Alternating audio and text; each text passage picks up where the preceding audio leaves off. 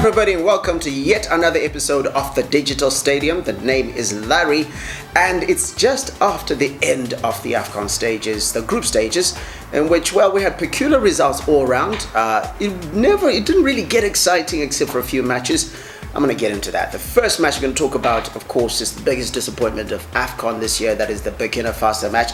Burkina Faso went to the last match and played against Congo. Congo qualifying after beating Burkina Faso 2-1 for the first time ever, well, not ever, since 1992. So shout out to them. And Burkina Faso, 266 minutes of football, 1 goal. Bants scored, which kind of pretended to care about that, but yeah, they were ridiculous, lousy. They shouldn't have bothered. In the other match, we had Gabon and Equatorial Guinea. The hosts surprised the much fancied Gabonese side, beating them 2-0. Aubameyang and his gang failing to win that match. They had loads of chances, but Equatorial Guinea defended well and scored the all-important goal, scoring 2 goals. The way the groups ended, Congo ended on top because, pretty much because they played great football. Yeah, surprising everybody. With 7 points, Equatorial Guinea just behind them with 5 points. Burkina Faso right at the bottom with 1 point. Not very interesting. And heading over to Group B, where Zambia versus Cape Verde played out a 0-0 ball draw. Zambia, a pale shadow of the team that won the tournament in 2013. Well, they were rubbish, but Stopila Sunzu, who was, at the back, he had 11 interceptions and was chosen among the top players in the first round of the group stages. In the other group match, Congo-Kinshasa and Tunisia played out a 1-1 draw. Congo-Kinshasa, by the way, are going to play Congo-Brazzaville in the next round of the AFCON matches, that is the quarterfinal.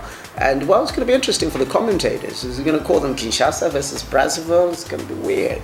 It's going to be weird. We're going to see how that goes. And then in the next group, we had South Africa playing against Ghana. South Africa, the 60-minute team. Why do we say that? In every match after 60 minutes, they were leading 1-0 against Ghana. This time, they only were able to hold on to that lead once again for 60 minutes, ending up with a loss of 2-1. And, well, that's South Africa for you. Is it immaturity? I don't know. South Africa out. Wooden spoon right at the bottom. In the next round as well as Algeria and who beat Senegal 2-0. Of course, Algeria being the top team in that group, winning 2 matches and losing 1. So yeah, well, they lost the 1. Well, Ghana as well, winning 2 matches and drawing 1. So Ghana at the top of that group, Group C, and Algeria in second position. Senegal missing out in third position, Senegal being the team that beat Ghana in that first match. And then in the final group, that's Group D, that was the weird one. That was a weird, absolutely weird one. It's the group of death. Ivory Coast, finally deciding to, take control of that group, winning that group after winning the match right at the end against Cameroon. Cameroon with their worst performance ever in the African Cup of Nations, with 2 draws, the only team to lose in that group, and it just then got weird. Mali versus Guinea ended in a draw as well. They ended in the same statistics. So what happened? They decided to have a coin toss. Yeah, we'll talk about that in a minute. Player of the tournament so far, well, I think Dede Ayew has got to be the guy. Scored 2 goals in 2 matches from 2 shots. Who does that? I mean, honestly. Everybody else you hear, they tried from like 6 matches or whatever it is. And that's that from the group matches of the Africa Cup of Nations being held in Equatorial Guinea. The name is Larry, watching the Digital Stadium. And on the other side, after a few highlights that we're going to be showing just now, I have a few guests who will be talking about the controversial and exciting moments of the first round of matches, or rather the group matches of the Africa Cup of Nations.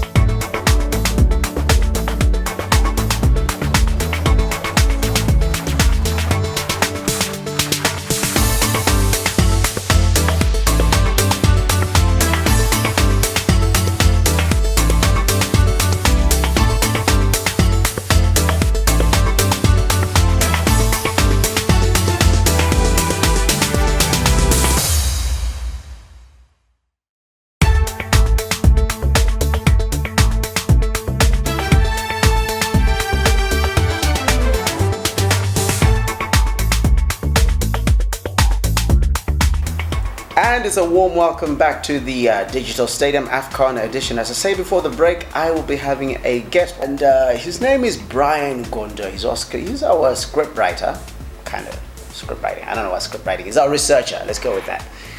He writes the script. Okay, I better say be nice to him because next thing he's gonna write weird things and leave certain things out. But yeah, well, okay. And we're going to talk about the group stages in which the matches were talked about before. But, it's nice to have a guest here. Otherwise, it's just me waffling and looking a bit crazy. It's not a problem, really. Some of you like that. Don't necessarily hate it.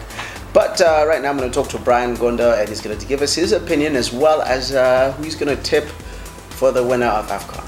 And looking at him right now, he looks a bit shocked because I didn't tell him that there would be an option for him to tell us who the winner of AFCON is. So Brian, welcome to the show. Thank you, Larry. Good. So what we're going to talk about right now is the Zambia and South Africa's failure to qualify for the next round of the AFCON tournament.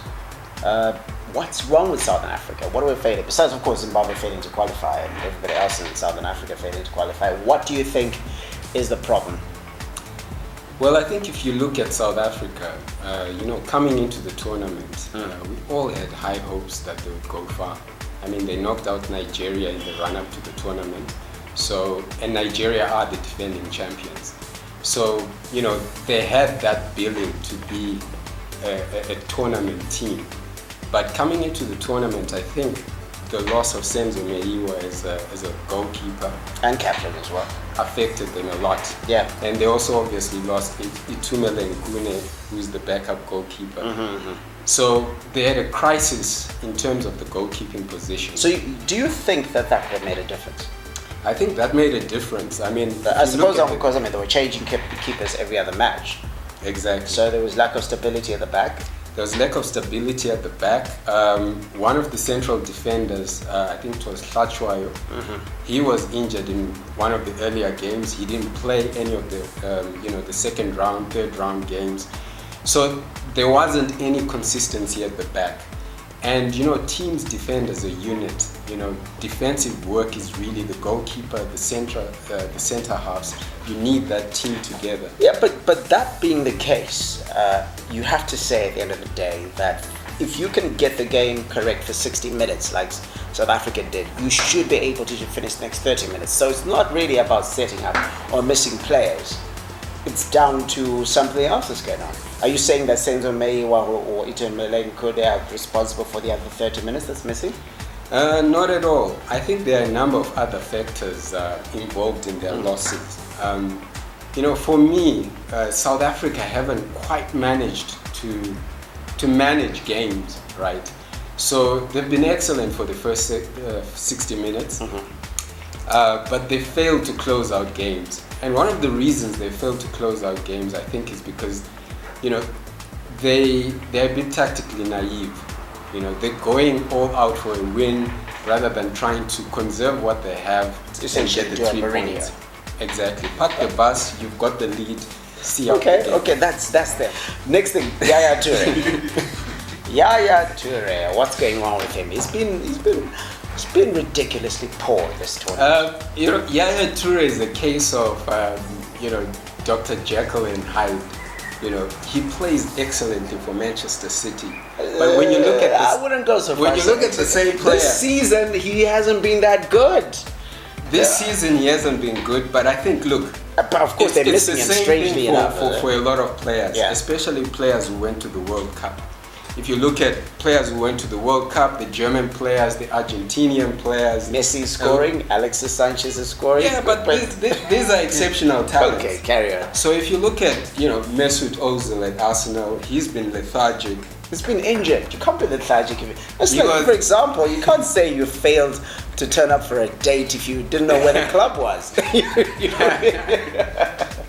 Anyway, Brian, thank you very much. Who do you tip to win for this tournament? My tip for the tournament is definitely Ghana.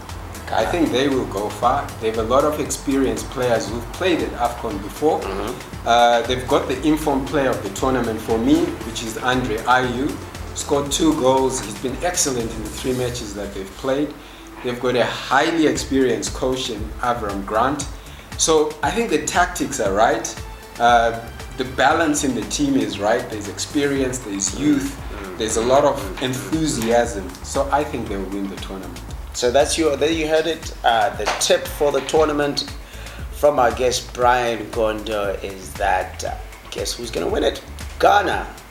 Although I think, of course, when it comes down to it, I think your friend is going to sky the penalty, the last penalty, and lose the tournament. Well, I hope it doesn't come down to penalty. And there you have it, AFCON in full swing. The Africa Cup of Nations in Equatorial Guinea. The Africa Cup of Nations that almost never was until these guys came in and rescued it. What are the matches in the quarterfinals? Well, Equatorial Guinea will take on Tunisia.